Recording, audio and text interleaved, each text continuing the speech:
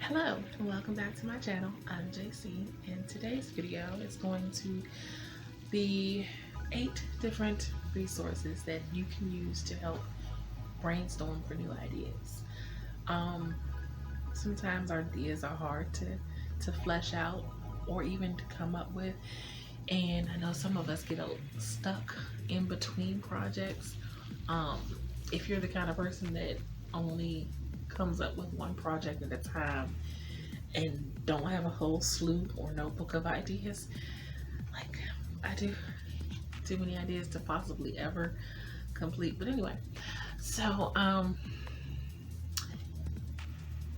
ideas are hard, and even when you have a project idea in your head, sometimes it's difficult to flesh out the rest of the idea, and you need a little help.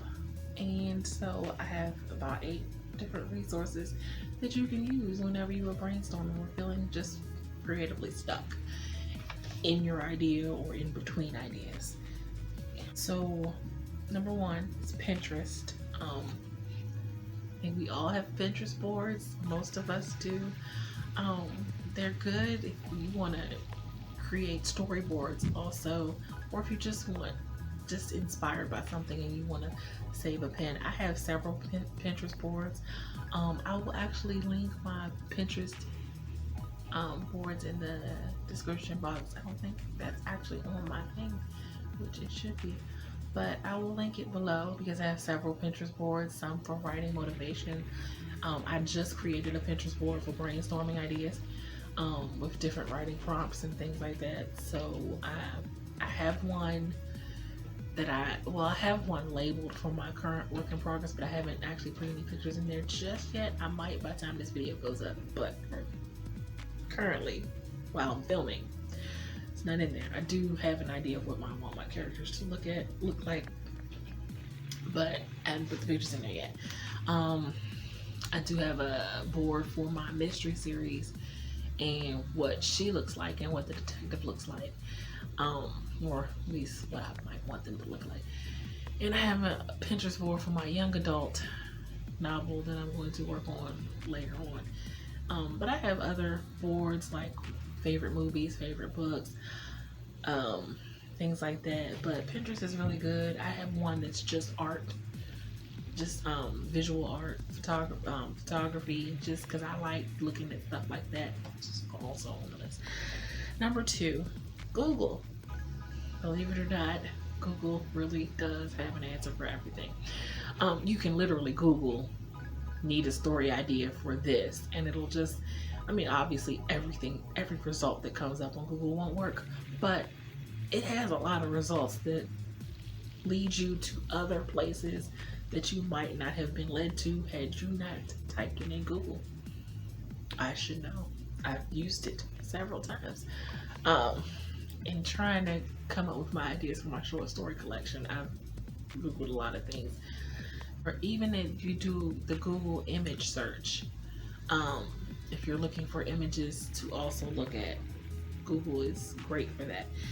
Also, that brings me to number 3, which is photography and art websites.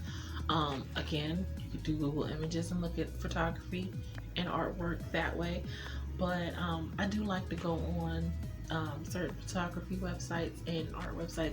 A lot of the websites that people use to get their free stock photos has a lot of photography, and some of them just, if you just look at them, they're just so inspiring, and it can trigger an idea for something else that you would have never thought of.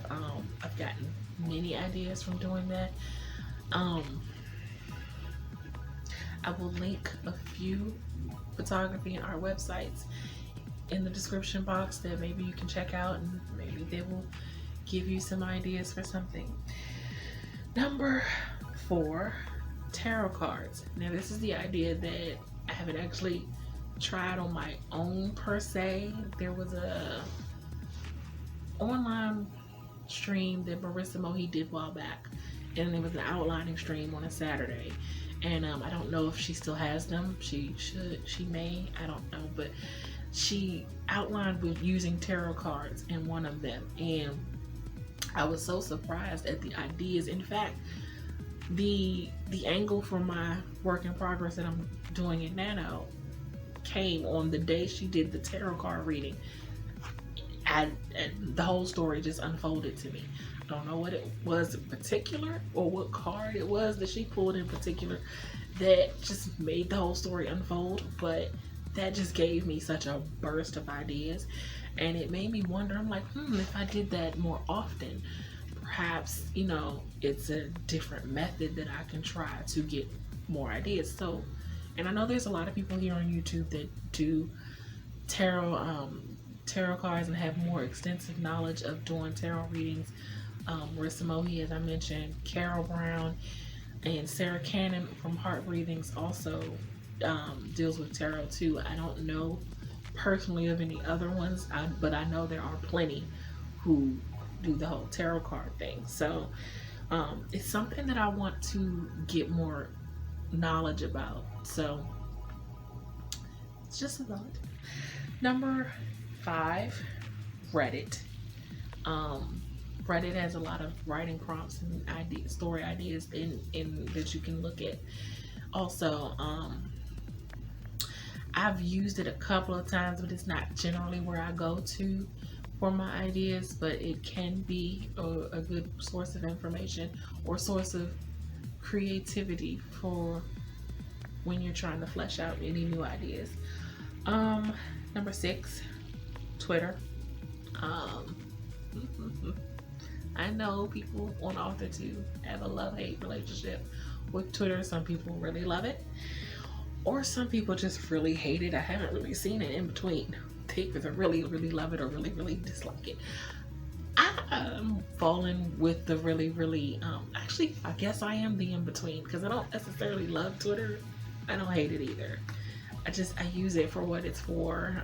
I try to spread as much positivity on any platform I'm on, whether it's Facebook or Twitter or here. So I don't always see the negative stuff or the toxic stuff that is said to be on there. It could be in my own little bubble. I don't see it. It might be a case of I just don't want to see it, so I don't see it. But I share my posts. I post my positive messages or whatever, and I get off of the site. I don't share the hate of Twitter. I don't necessarily love it. I don't really love any social media platform. I do like Facebook a lot more than any other platform, but I don't love any form of social media because I mean, we were sharing stuff with people before social media ever existed. So I'm just gonna, people used to use a telephone to talk to people. It used to happen. Anyway, before I go off on a tangent about social media. Number 7, old history books. This probably works better only if you're more into trying to write historical fiction. It could still spark an idea for a story, current, present day story, but I do want to experiment with historical fiction at some later part in my career. So I have an idea that actually it's just the idea that's festering in my head that came from something I saw on a historical website that I can't get out of my head. It hadn't even fleshed out yet. I don't know where to go with it. But history books, I've kept a ton of old history textbooks from college. I don't know why I hold on to them, but I don't like to get rid of any books, really. So there's that. But yeah, history holds a lot of inspiration. It's not all good history, but it doesn't mean it's not inspiring. So number 8, books and TV shows. Books and movies or TV shows hold a lot of inspiration. I've spoken before about the fact that I get a lot of inspiration from watching movies and watching TV. It's probably the best way for me to come up with ideas. but it may not work for everyone. But if you're stumped, it's a good way. I've heard of a lot of people who come up with a lot of stories just from watching a TV show or two different TV shows that they've somehow fused an idea together. It can happen. So that's it for this video. And if you like what you're seeing and want to see more videos from me, make sure you hit the like and subscribe button and let me know what ideas do you have as far as brainstorming. What websites or techniques do you use to brainstorm new ideas? Until next time, have a blessed day. Bye.